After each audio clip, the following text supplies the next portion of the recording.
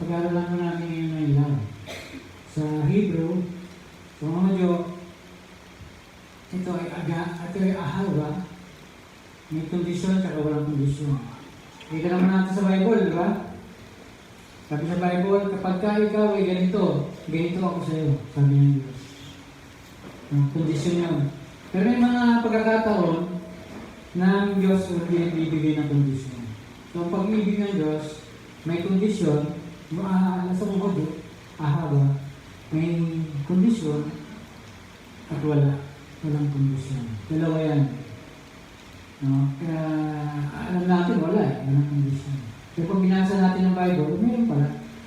Lalo sa audio, meron yan. Meron silang kondisyon, at meron walang kondisyon. Dalawa sila.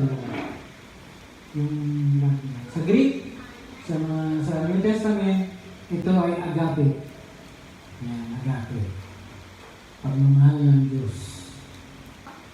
Mamaya, pag-aaralan natin yung love revolution na gagagsain natin ito ng mundo ng pagmamahal.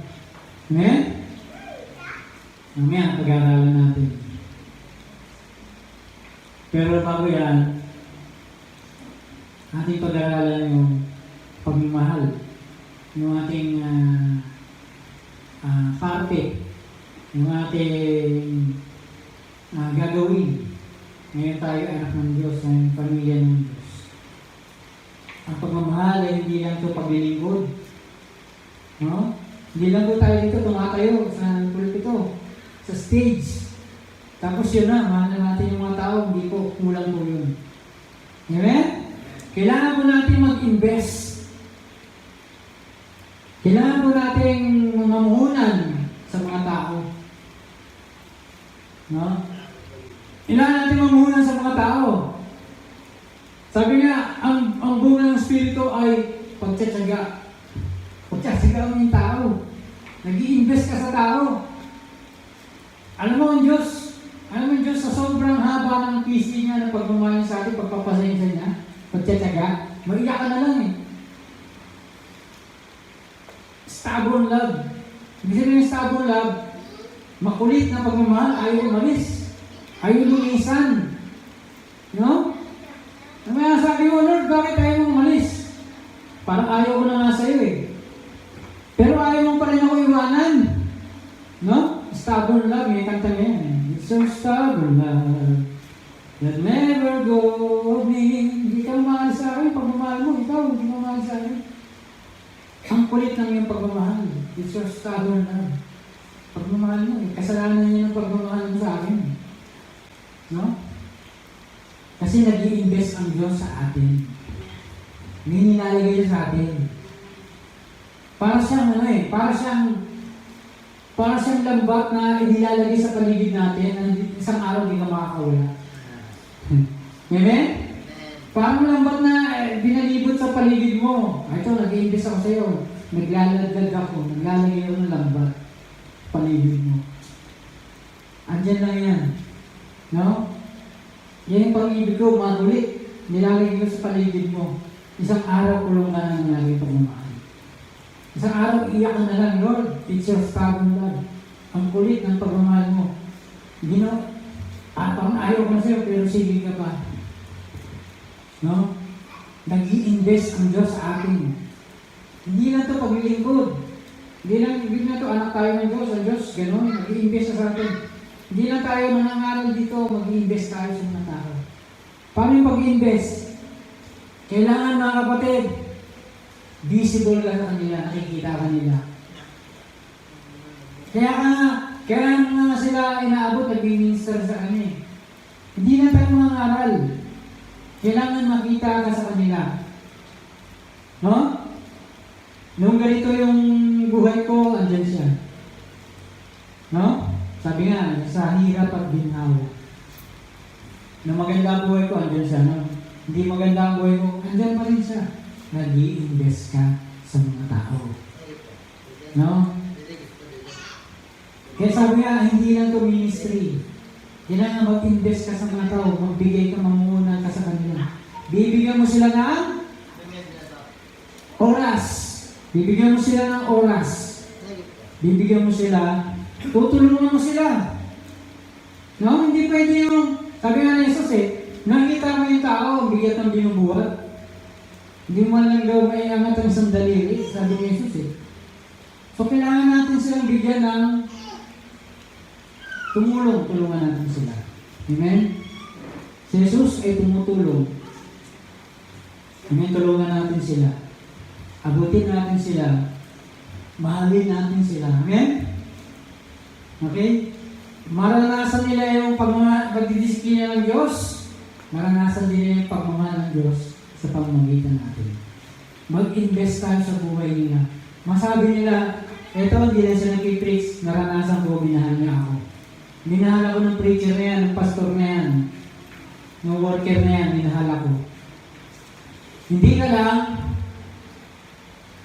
binibigay yung salita ng Diyos, yung truth, masakit Kagaya ng pang-opera, masakit pero para gamitin ka. Di ba? Ang pang-opera masakit pero gagamitin ka yan para sa iyo pa rin yun. Yung grace, yung pagmamahal, yung biyaya, yun ay para mag-invest, para ikaw hindi ka lumayo sa Diyos. No? Para manatili ka sa Diyos. Yun ang gamit ng grace, yung gamit ng pagmamahal. No? Kailangan nandun tayo sa kasama nila, maramdaman nila yung ating pagmamahal. Kailangan sila ay nakakonekta sa atin. Connected. No? Yung bang sabi nila, pastor ko yan. Member ako yan. Mga ganun connected. Di ba? Ang masaklap nito pag hindi mo nang narinig yun. Na yan ang pastor namin. Masaklap yun. Parang disconnected. Kuya ako, member yan. Member ako yan. Hindi mo narinig yun, parang disconnected ka na. Napakasarap na ikaw at siya, konektado kayo.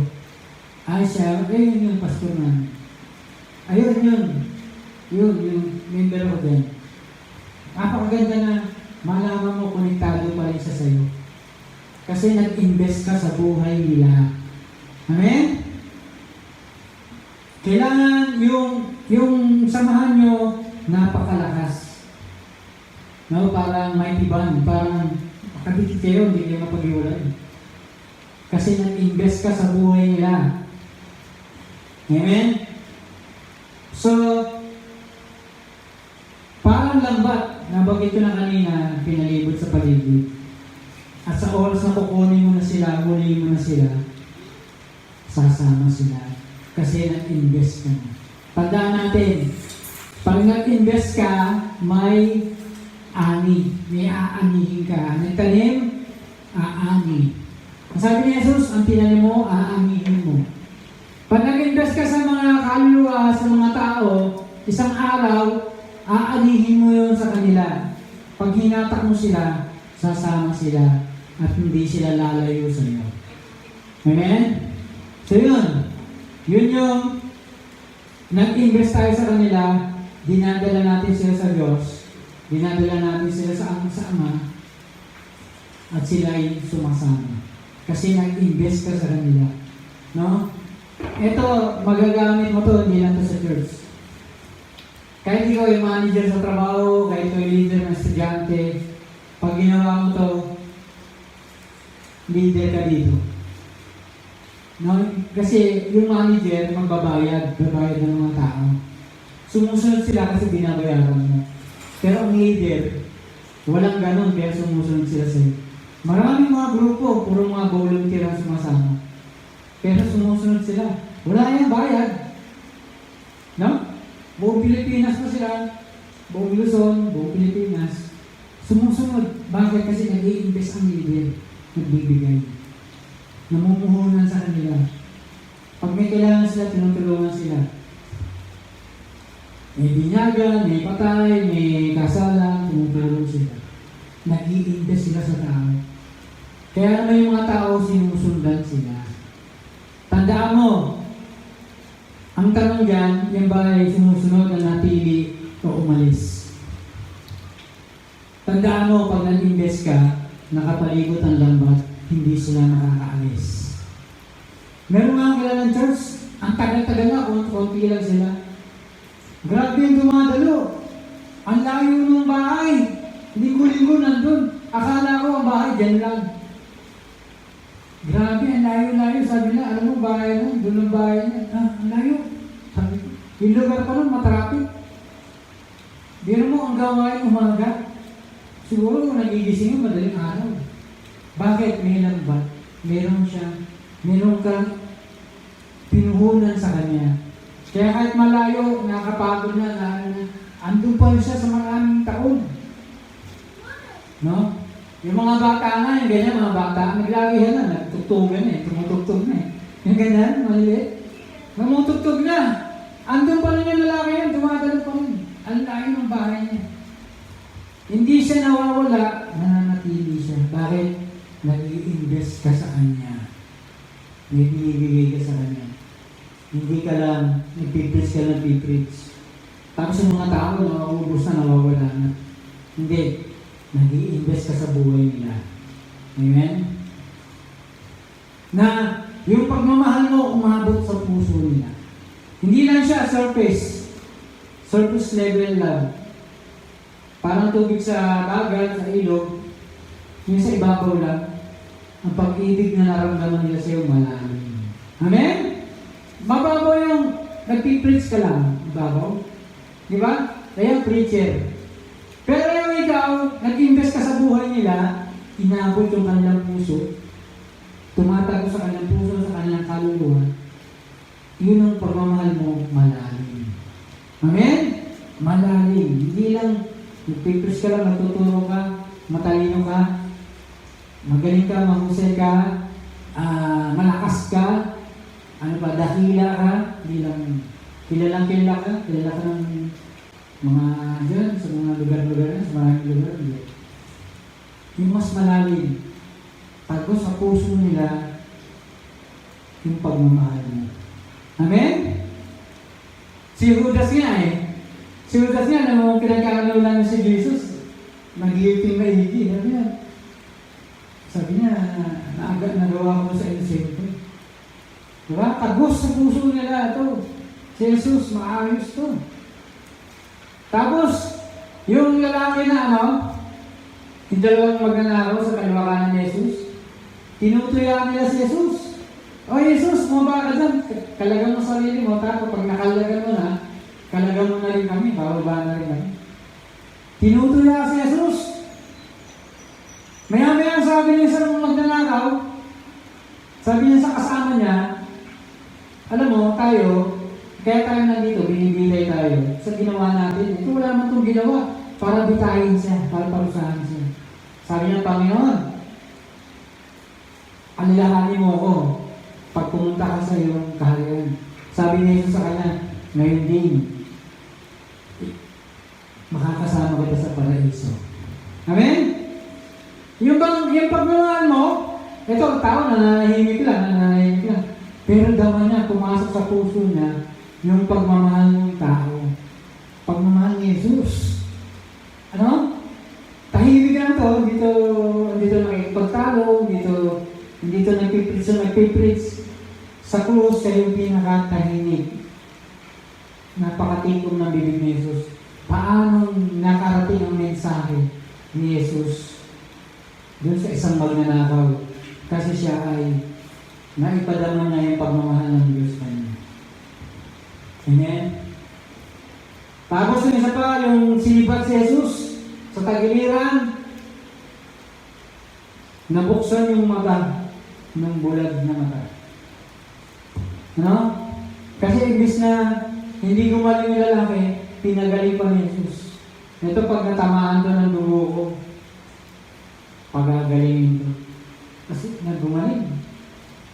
Nasabi niya, nabuksan yung kanyang mata, nagnatunay nga ito'y anak ng Diyos. Mag-invest ka. Hindi lang, sinibat na. Sinibat na, kung iba yan, magagalit, di ba? O magsasalita ng mga magandang masalita. Pero ang ginawa pa niya, pinagaling pa niya yung tao. Sabi niya, tunay ng anak to ng Diyos. Mag-invest ka sa tao. Bagamat si Bagamasing nananakit. Bagamasing nanunuya. Amen? Alam mo, antayin na natin mga preacher, no? Alam niyo yan. Minsan nagturo ka sa mga bata kung ano sinasabi. Pwede mo na sila iwanan. No? Ano sinasabi niya. Pero hindi, mga bata yan, pinagtyagaan mo. Invest ka sa kanila. No? Ayaw makinig sa'yo, minsan gano'n, mga bata. Pero yan, nag-invest ka sa buhay nila. Ano? Isang araw, magmamature din sila. So yan, mag-invest ka sa buhay na hindi lang ito ministry. No? Abot ng puso nila yung pagmamahal mo na hindi nila kayang labanan. Pag pumasok sa puso na nila kayang labanan, parang martilyo, bumabasag ng pusong bato. Diba may kanta, pusong bato? Pag-ibig ang dudurog niyan. Na pag nadurog yan, wala na silang magawa. Iyak na lang yung iyak yan. Iyak na lang na iyak yan. Dama niya na, panabasag yung katigasan sa puso nila. Ramdam, onting pagmamahal mo lang, ramdam na ramdam mo. Pero pag matigas ang puso niya, pakalaki na ng pagmamahal mo. Mamamatay ka na para sa kanya, di pa niya maramdaman. Sasabihin niya pa, Jesus, kalagan mo yung sarili mo, kasi kalagan mo kami. Sa sobrang tigas ng puso. Amen? Pero pag nabasa ng puso niyan, uy, kasama tayo. Ginawa natin ito, kaya nandito tayo sa parusa. Ito, wala itong ginawang mali. Pag nabasag ng puso, nabasag ng pagmamahal. Ang pagmamahal ay parang maso. Bumabasag ng pusong bato. Amen? Mag-invest ka sa tao. Kahit tinutuya ka, okay lang. Hayaan mo lang.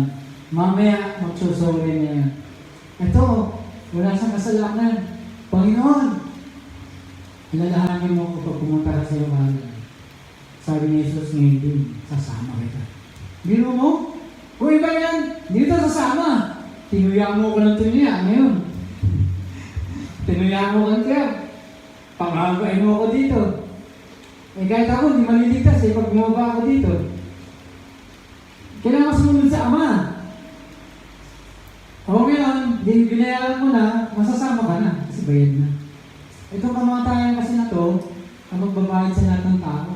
Kaya katabi ko sa krus, o lahat ng tao sa buong mundo, o sa lahat ng panahon, o sa bukas, sa wakas ng panahon, maliligtas dahil sa pagkamatay niya sa krus. Amen?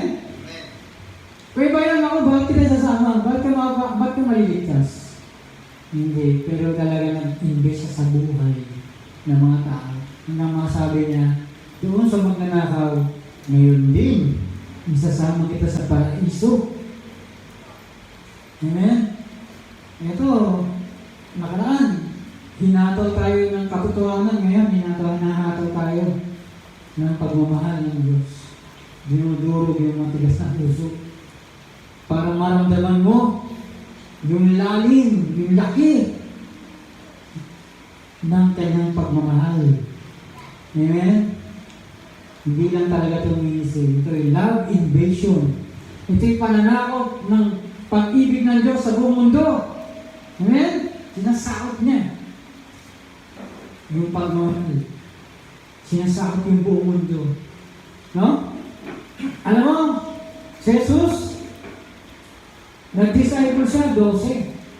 Kasama niya nakatira sa bahay niya. Kasama silang 3 years sila magkakasama. Doon sila nabubuhay, doon sila tutulog, doon sila kumakain. Masan sila kumakain, doon sila kumakain si Jesus, doon sila kumakain din sila. 3 years discipleship, magkakasama yan. Hindi yan yung linggo-linggo lang. Hindi. Pero namatay si Jesus para sa kanila, dumating ang araw. Lahat ng mga alagad ni Jesus, noong mga panahon na yun, handang mamatay para kay Jesus. Amen? Bakit? Kasi ang pag-ibig ay buto na pag tinamin mo sa kanila, aani ka rin. Ako, handa akong mamatay sa kanila. Isang araw sila din, handa rin sila mamatay sa akin. Mangangaral din sila, ipapangaral nila si Jesus sa lahat ng lugar. Kahit sila pinapatay, binabato. Pinupugutan, pinapakain sa leon, sinusundan buhay. Sila rin, mamahalin nila ako. Mamamatay din sila para sa akin. Kasi unang-una, ako na yung una na matay para sa kanila. Sabi ko nga sa'yo kanina pa, hindi ka lang mag-preach. Amen? Mamamatay ka rin para sa kanila. Pag binigay mo yung lahat ng pera mo sa bulsa mo, ang ibig sabihin mo, binigay mo na lahat, binigay mo na ang buhay mo. Pag binigay mo yung buhay mo, kasama na yung bulsa, kasama na lahat yun. Wala na natira. Ang tao pag namatay, sa'yo na yung kanyang lahat. Ang kanyang relo, sasakyan, bahay, sa'yo na. Ganun. Wala na sa kanyang natira. Napunta na sa mga pag-iwanan. No? Pag binigay mo na lahat, yun yung pagmamahal, yun yung buhay. Ibinigay mo na lahat. Ibinigay mo na yung buhay mo. At itong mga tao ito na nakaramdam mo, nadaman nila, talagang sa amin pala ito, iiwan pala niya sa amin ito. Handa silang mamatay para sa iyo. Handa silang mamatay para sa mga itinuro mo, sa mga salita ng Diyos, handa sila. Ipapangaral na si Jesus sa lahat ng lugar. Kahit pa siya mamatay. Amen? Kasi nag-invest ka. Nadurog yung mga pusong matigas. Na si Jesus, nung pinipersecute, nagkakanyang tago. Natatakot sila. Pero nung naramdaman nila yung pagmamahal ng Diyos, nagsilabasan sila. Yung mga nagtatago, lumabas ng lumantad na nangaral ng nangaral. Amen? Kaya tayo hindi naabot ang mga bansa, nakatago tayo. Para tayo liwanag na nasa ilalim ng mesa. Bakit? Matigas pa yung puso natin, hindi pa nababasag. Pero pag inabasag, naramdaman mo yung pagmamahal ng Diyos, lalabas ka, parang liwanag nilagay sa ibabaw ng mesa. Ang lahat nakikinabang. Ang lambingan na kinabang sa iyong pagmamahal. Pinaramdam mo yung pagmamahal ng Diyos na pinaramdam sa iyo. Pinaramdam mo sa lahat, nag-i-invest ka sa lahat ng mga tao, sa mga kapitbahay, sa mga pamilya mo. Diyan sa mga lugar na iba pa, na maaaring dumadalo dito sa lambingan. Pinapadalo mo. Para napapakinabangan nila yung pagmamahal na galing kay Jesus. Amen, natanim sa'yo, na-invest sa'yo, natanim sa'yo. Ngayon, ikaw na yung harvest. Amen, yung pagmamahal na yun. No? 200 years lang sa aming mundo. Pero sa akin palagay, 120 lang. Sa akin palagay. Sabi niya, 200 years lang daw sa aming mundo. Pero sa akin, alos sandaan na. 120 years lang. Naabot nila yung buong mundo. Yung maabot natin, yung mga tao na natin pagmamahal, hindi natin yung preach. Mahal natin yung kaluluwa. Ang isang recipe na napakatagumpay na gawain ng ministry ay yung pagmamahal. Ang pag-ibig ay kapangyarihan ng Diyos. Amen? Sabi, hindi ako nahiya sa mabuting balita sa politikang kapangyarihan ng Diyos sa kaligtasan. Mas mataas na kapangyarihan ang pag-ibig. Amen? Ito yung nag-activate ng ibang kapangyarihan. Ito mag-activate ng power ng mabuting balita. I-activate niya. Paano papasok sa puso niya yung mabuting balita kung matigas ang puso? Babasagin niya ng pag-ibig. Amen? Ang pag-ibig ay parang masong dumudurog sa pusong bato. Amen? Ina-activate niya yung mabuting balita. Kapag nabasag na, papasok niya yung mabuting balita, malalaman niya yung mabuting balita, makakalaya na siya, maliligtas na siya. Mararamdaman niya yung kapangyarihan ng mabuting balita ng kaligtasan. Amen? Pag-ibig muna, love muna, love. Sabi sa 1 Corinthians 13, kaya tayo ba nasa lahat sa ating misteryo, lahat ng makapagsalita talaga ng anghel kung walang pag-ibig. Bali, wala, para lang tayong batingaw, symbols. Maliligtas ba ako sa ting? Maligtas ba ako doon? sabi mo, ting! Wala, binabali, wala. Pero pag may love ka, malilikas ba? Malilikas.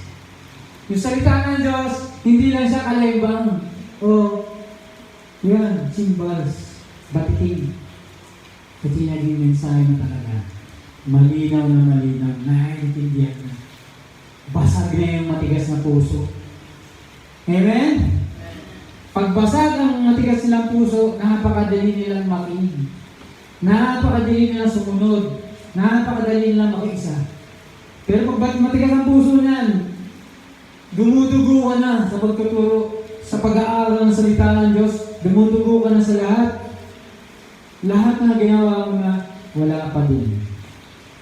Na ang hirap-hirap. Alam niyo, nung bata pa ako dito, puro tuluga, puro malaman. Lumulubog na yung araw, hindi pa ako tapos magdilig. Bakit? Kasi ang lupa dito, pag tumigas, parang simento. Ang dami-dami, naliligo na ako sa tubig, kahit hindi. Ang mga laman, yung mga iba pa, namamatay. Eh siyempre, bata tayo, nag-aalala tayo sa mga tanim natin. Diligan mo ng diligan. Yung pala, ang dahilan pala, wala sa dilig, sa tubig, sa dami.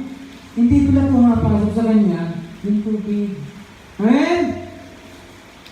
Kailangan basagin siya ng pag-ibig. Basagin yung matigas, yung semento. Para ang salita ng Diyos ang mensahe pumasok. Alam mo, nung naayos na, may nagsabi, sinabi niya sa isang tao alam mo, ganito. Dapat lagyan mo ng puso, lagyan mo ng apo, lagyan mo ng pinaglagarian, lagyan mo ng siguro, konting buhangin, mga gano'n, halo-halo mo gano'n. Iyan mo doon sa ugat, ilagay mo doon. Naku mga kapatid, wisik-wisik lang buhay. Namantalan dati, dumidilim na, lumuli po may araw, di pa ako tapos. Kulang pa yung maghapon ko sa kadidilig. Namamatay pa yung iba. Amen? Matigas. Parang pusong balo, parang matigas na puso. Hindi na pasok hanggang siya mamatay na. Hanggang siya mapahamak na. Hindi pa rin nadadala sa kanya yung mensahe ng kaligtasan. Bakit? Matigas pa. Amen? Pero kayo binasag ng pagmamahal. Yan ay nag-invest ka sa kanya, sa buhay niya. Dudurugin yung matigas ng puso na pag-ibig. At yung mensahe, kahit simple lang, maiksi, malinaw, kuha niya. Napak-simple yung pinahawin na. Hindi na lang parang Bible school style, theologian, hindi na. Pero naligtas siya. Amen? Yan mga kapatid, kailangan natin mag-invest. Sabi nga ito, yung kaaway mo, pag pinakakain mo, parang siyang nilalagyan ng uling ng baga sa ulo. Di mo kaaway mo, pinakain mo? Parang mo nilalagyan ng baga sa ulo, di siya mapakali. Nag-iisip siya, sakit sa ulo niya ito Yung kaaway ko, pinakain ako. Yung kaaway ko, minahal ako. Binigyan ako ng pagkain. May epekto ang pagmamahal. Amen? Hindi siya yung kumakain siya, so okay lang. Hindi. Habang kumakain nun, nag-iisip yun. Sabi niya, nagmamahal siya, dapat ko rin itong mahalin. Kailangan ko rin magbalik. Amen? Bakit hindi sila nagbabalik? Kasi wala naman sila yung babalik, hindi mo sila nabigyan ng pagmamahal. Kaya wala sila nababalik. Alam mo, maraming tao binibigyan ng pera, bakit hindi nagbabalik, hindi dumarating, hindi bumabalik, hindi pumupunta. Pero ang binigay mo, hindi mo sila binigyan ng pagmamahal. Ano? Sabi ng magulang, anak, bakit ka ganyan? Binigay ko sa'yo lahat.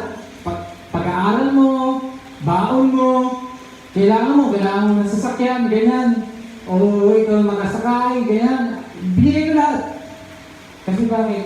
Kulang yung mga pera, yung mga notebook, mga ballpen. Kailangan niya ng pagmamahal. Amen? Para yun, maramdaman mo na siya bumabalik sa'yo. Para maramdaman mo na siya nagaganti ng magandang bagay sa'yo, kailangan maramdaman niya yung pagmamahal. Amen? Huwag lang pera, huwag lang preaching, huwag lang mabuting balita. Amen? Hindi lang mabuting balita, hindi lang Word of God. No? Sabi, faith works by love. Ang pag-ibig ang nag-a-activate ng paniniwala. Sabi nila, naniniwala ako sa mabuting balita. Naniniwala ako na ako'y gagaling. Naniniwala ako'y maliligtas, ililigtas ako ng Diyos. Sino mag-activate ng paniniwala nila? Pagmamahal. Faith works by love. Ang mag-activate, ang mabibigay ng kapangyarihan sa paniniwala ay pagmamahal. No? Pagmamahal. Pagmamahal ang magbibigay ng kapangyarihan sa ating faith, sa ating paniniwala. Amen? So, pagmahal natin yung kaluluwa, kailangan, kung hihingi natin sa Diyos, Lord, iligtas mo sila, maabot ko sila. Pagka humingi tayo sa kagustuhan ng Diyos, pakinggan tayo ng Diyos. Gusto ng Diyos, maligtas sila. Ibibigay naman yun. Maging malapit tayo kay Jesus. No? Hindi lang tayo nangangarap, kailangan tayo mismo malapit kay Jesus. Sabi nga, paano mo ililigtas sila, nalulunod, kung ikaw, lunod ka rin. Kailangan maging malapit ka kay Jesus. Ikaw mismo sa sarili mo, malapit kay Jesus. Kung gusto mo magligtas, iligtas yung anak mo, kapatid mo, magulang mo, ikaw mismo dapat ligtas. Para sila, maligtas mo sa pagkakalulod. Kung pareho kayo nandun sa tubig, nalulunod kayo, paano ka makakapagligtas? Ano? Kung hindi ka marunong lumangoy, paano ka makakapagligtas? Meron ang pastor nagligtas nalulunod. O niyakap siya. O para siya nalunod, para siya namatay. Ha? Dapat alam mo paano ba magligtas ng nalulunod. Pagurin mo siya. Pag siya hinimatay na, nakainom na ng tubig, tsaka mo takin sa buhok. Kasi pag nakapitan ka niya, masyado siyang nag-struggle, masyado siyang nervyos. Yayakapin ka niya, pareho kayo mamamatay. Pero kung siya hinimatay, hinatak mo na lang siya sa buhok, naligtas ka pa, naligtas pa siya. Yung nililigtas mo, naligtas. Alam mo kasi kung paano maligtas. Amen? Kailangan para maligtas sila, ikaw mismo ligtas. Ikaw mismo alam mo ang gagawin. Amen? Kaya kailangan malapit ka muna kay Jesus. Malapit ka ba kay Jesus? Si Jesus, ang mga alagad ni Jesus, araw-araw sila kayo. Every day, bilang Sunday, bilang Sabbath. Every day. Kailangan malapit ka kay Jesus. Kaya huwag ka magtaka sila, 200 years lang sa amin pong mundo. Kasi itong mga to ay malapit kay Jesus. Araw-araw. Araw-araw sila nagpe-pray. Araw-araw sila may-fellowship communion kay Jesus. Amen? Kahit wala na si Jesus, umakit na, pumalit na yung Holy Spirit, meron po silang fellowship communion ng Jesus at sa Holy Spirit. Pero mo, pag tayo nangangaral at sasalita na walang pag-ibig, para lang tayong ingay, nag-iingay lang tayo. Para lang tayong symbols. No? Para lang tayong symbols, nag-iingay lang tayo. Hindi naman tayo maintindihan. Maingay lang. Pag wala kang pag-ibig. So, kailangan tayo, mayroon tayo love. Kailangan tayo magmahal. Pag walang pagmamahal, walang maliligtas. Kasi pag hinatak mo yan sa Panginoon, galing ka sa Panginoon, hindi may mahatak. Pero yung investment mo sa Kanya, yung pagmamahal, pagtulong, pag-abot, yun ang dahil na kaya mahatak mo sila. Alam mo, kung walang pagmamahal, ang lahat, mag-rebelde na kasama ni Lucifer. Bawat isa sa atin. Alam mo, kung walang pagmamahal, ang langit, walang laman. Kung walang pagmamahal. Pero pag may pagmamahal, madadala mo lahat ng tao sa Panginoon. Pag may pagmamahal. Amen? Kaya nga nung sila, yung mga alagad ni Jesus, noon, 200 years lang, naabot na yung buong mundo kasi sila po ay may pagmamahal. Mahal nila yung mga tao. Hanggang sila mamatay. Nagtutulungan sila. Amen? Mga kapatid, sa 2 Corinthians 4, 6-18, inutusan, sabi raw, inutusan ng tayo ng liwanag doon sa dilim. Paano yun? Mag-invest ka sa tao. Kaya naman ito, kaaway, pinapakain. Nilalagyan ng uling ng baga sa ulo. Hindi lang siya kumakain na wala lang. Pero alam niya, sabi niya, itong tao ito, mahal niya ako. Kaaway ko siya, pinakain. Dapat ko siyang mahalin. Dapat ako magbalik sa kanya. Humingi ng sorry, magmahalin ko din siya. Yung kanina, nabanggit ko kanina, sinibat, sinabi na tunay na siya, anak ng Diyos. Sinibat, pero pinagaling ang mata. Nabulag. Yung isa naman, nanunuya, isinama niya pa sa paraiso, sa kanyang kaharian. Nakong totoo siya, sabi niya, Kuya Bayan, hindi kita kasama. Pinahiya mo kanina eh. Pero sabi niya, kasama kita. Mga kapatid, kailangan tayo magliwanag sa kadiliman. Paano ka magliliwanag? Pag mahal. Kailangan mo ng pagmamahal. Yan yung napakaliwanag. Yan yung pinakamaliwanag sa lahat ng liwanag. Maliwanag pa siya sa sinasabi mo. Maliwanag pa siya sa lahat ng ginagawa mo, sa mga ibibigay mo. Ang pinakamalaking maibibigay mo sa sino man, pagmamahal. Hindi sapat ang pera. Hindi sapat yung kayamanan. Amen? Ang kayamanan nawawala, ang pag-ibig hindi. Amen? Faith works by love. Faith, ano ba yung faith? Yung paniniwala mo, nakakapagtapo ng bundok. Pero paano gumana yun? Kailangan may pag-ibig. Di ba? Hindi mo nga habis yun, basta tamaan ng mga isda. Nakapagtapo ka ng bundok sa dagat, may tinamaan ng mga isda. Amen? Faith works by love.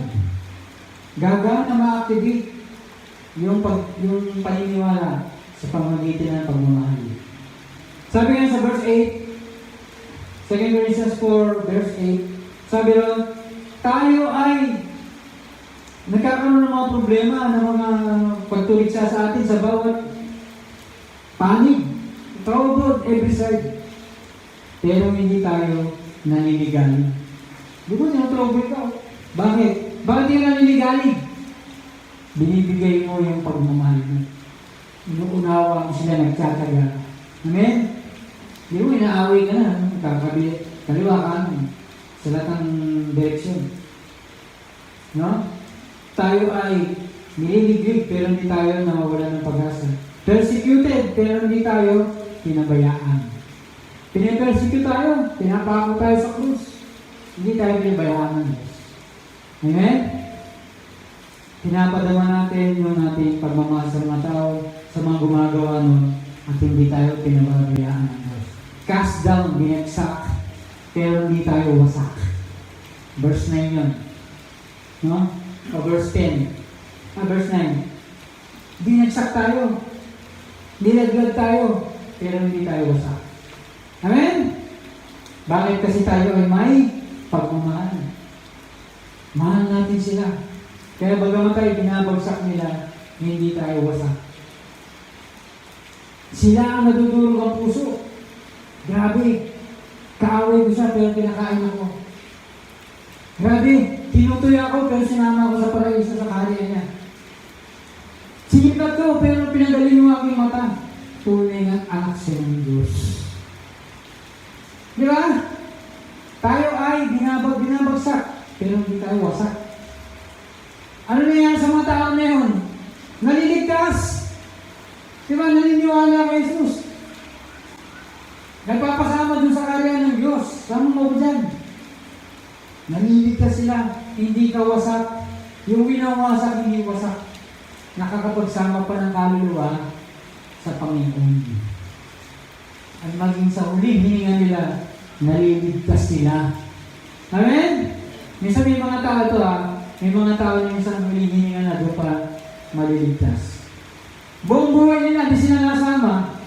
Sumasama sila ngayon mula sa kalayuan para mga kapatid ni Jesus, magulang ni Jesus. Nasa doon, sa malayo. Bumupuntot-buntot sa malayo. Hindi talaga sila na-active dito. Naalala ko rin si James, kapatid ni Jesus. Ang banaling si Santiago, James the Just. Ano mo, sorry siya ng sorry. Kasi di mo, kapatid ka sa ina, tapos gano'n.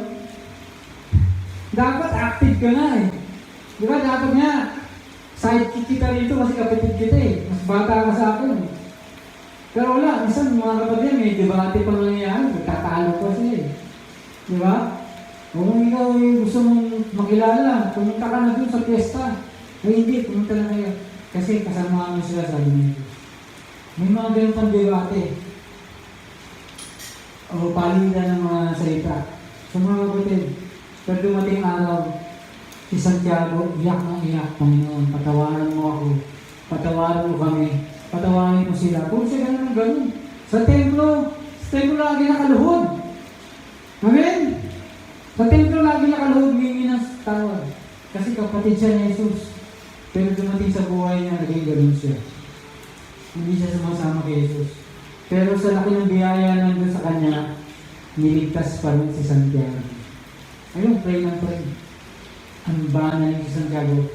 Yung binabasa ko siya, akala ko si Esteban yung pinapatay kasi binatuloy siya. Kagaya si Esteban, binapatuloy siya. Pero itong si St. James the Just, binabato sa nagkakabali-bali yung kanyang mga buto. At sa awa ng mga tao, isang taong lumapit sa kanya, pinalo siya ng pamalo sa ulo at namatay. Sa awa nila na, kasi lagi kakabali-bali lang, hindi pa rin patay. Pinapanalangin pa ni James yung mga tao na gumagawa sa kanya. Sabi ng mga tao, James the Just is praying for us. Pinapanalangin ka ni Banaling Santiago. Banaling James. Pero yan. Kaya yung iba na awa, isang naawa, naghihingalo na, nahihirapan na, kakabali-bali, bato ng bato eh. Kumuha ng pamalo, pinalo sa ulo ng matay. Tapos nakita nila, dilibig na, lumabas yung tuhod, parang tuhod ng kamilyo, lagi lumuluhod. Sa templo, lagi nakaluhod yun. Panginoon, patawarin mo ako, patawarin mo sila, patawarin mo kami, puro ganun. Patawarin mo itong mga to, babanggit sa mga tao. Ang banaling si Santiago, James the Just, kapatid ni Jesus sa ama, sa ina. Amen? Yung nagbigay sa Jesus ng pagmamahal, umani siya. Gano'n mo siya ng kapatid niya, handang mamatay para sa kanya. Amen? Nag-invest siya sa kanyang kapatid. Amen? Nag-invest siya sa kanyang kapatid. Nag-invest si Jesus sa kanyang kapatid. So mga kapatid, John, dito sa 2 Corinthians 4, verse 11, sabi naman doon, kami ay laging dinadala sa kamatayan at para kay Jesus.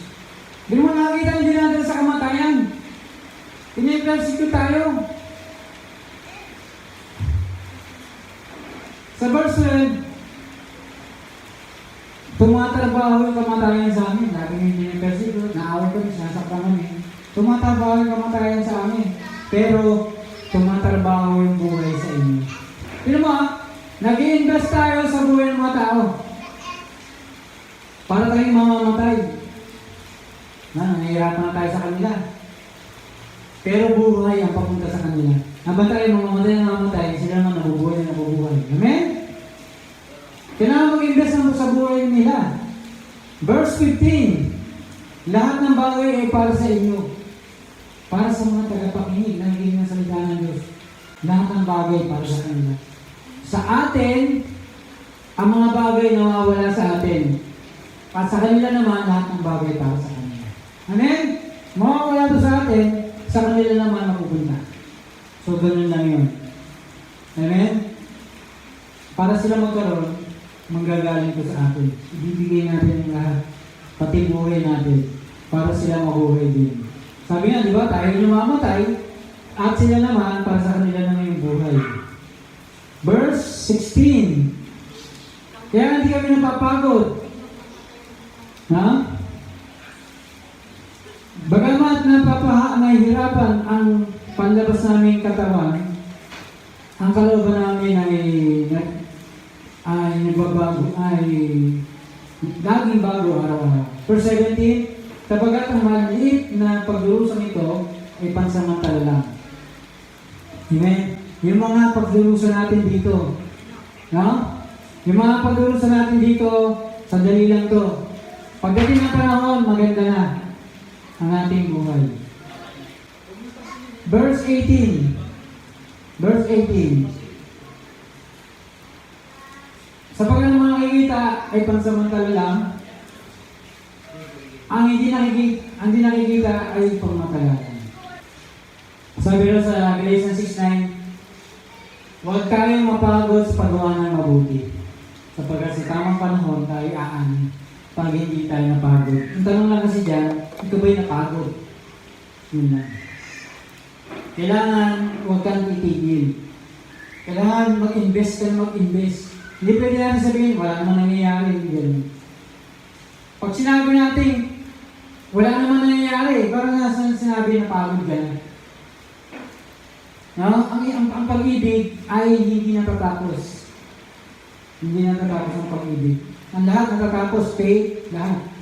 Pero pagmamahal hindi natatapos, huwag kang mapagod sa paggawa ng mabuti, sa pag-i-invest sa buhay nila. Huwag kang mapapagod. Ito ay, yung para tayong tumatakbo, marathon, malayo, simple lang yung takbo, hindi nagmamadali, gano'n na. Lahat tayo tumatakbo, ang katapusan natin, pagmamahal. Pagmamahal ang solusyon para madala mo lahat ng bansa sa Panginoon. Mag-invest ka sa buhay nila. Handa kang mamatay para sa kanila. Handa kang mamatay para kay Jesus. Amen? Hindi lang para literal. Ang pagmamahal ang magbabago ng lahat ng bagay. Pagmamahal, ulitin ko yan, ang pagmamahal ang magbabago ng lahat ng bagay. Ito ay mawala mo lahat para sa mga tao. Sabi ko kanina, yung mawala mo lahat ng laman ng bulsa mo, para ka na rin nawalan ng buhay. So, wala eh. Alam mo, pag may isang tao dyan, nagtaktak ng wallet niya, tinanggal lahat ng laman ng bulsa niya, mahal na mahal ka niya. Grabe pagmamahal niya. Pag yan nagbigay ng buhay sa'yo, mahal na mahal ka niya. Ang sabi ni Jesus, kung grabe yung pagmamahal ng isang kaibigan, na siya'y mamatay para sa kanyang kaibigan. Hindi lang bulsa, hindi lang wallet, buhay na pa, ang kahuli, wala nga mga ibigay niya, binigay niya. Ang laking pagmamahal. Amen? Hindi lang ito mga surface level, mga babaw. Ito yung malalim na pagmamahal na nakakapagligtas ng tao. Diba? Bakit ka mamamatay? Pero mo, siya yung mapapagsakan, tinulak mo. Siya yung masasagasan, tinulak mo yung masasagasan. Niligtas mo. Ang pagbibigay ng buhay sa pagliligtas. Ang laki ng pagmamahal mo na ikaw na mapahamak, siya lang maligtas. Gaya ikaw mapupunta ka sa langit, gusto mo siya magkaroon pa sa pagkakataon na ito. May oras ka sa mundo, pwede ka bang maniwala sa Diyos, maligtas. Dapat mong malaman mula sa akin na yung natitira mong buhay, gamitin mo sa kaligtasan mo. Sarap nun. Na ikaw, namatay ka agad, sa langit ka, etong niligtas mo, nagkaroon ng pagkakataon, may mga ilang panahon pa para makapag-isip siya, sumama sa Diyos, maligtas, maniwala siya sa kaligtasan ng pagkamatay niya sa Diyos. Amen? Ganun mo siya kamahal. Ang laking pagmamalo. Hindi ka lang nagbibigay ng pera. Talagang buhay pa, binigay mo. Niligtas mo siya, binigay mo siya ng pagkakataon. Kaya mo talagang naiiyak. Alam mo, meron sa lalaki, meron siyang tatlong kaibigan, buong buhay niya pinag-paper niya tatlo. Yung isa mo naligtas ka agad, yung dalawa doon, sa burol niya nandun, ligtas na. Biro mo, patay na yung lalaki, dalawang kaibigan niya nandun, pumunta sa kanya, ligtas na sila, nang oras sa siya namatay. Tinupad ng Diyos ang kanyang prayer sa buong buhay niya, ng kanyang tatlong kaibigan ay iligtas ng Diyos. Yung dalawa doon, nasa punto puntod na, nasa kabaong na dun.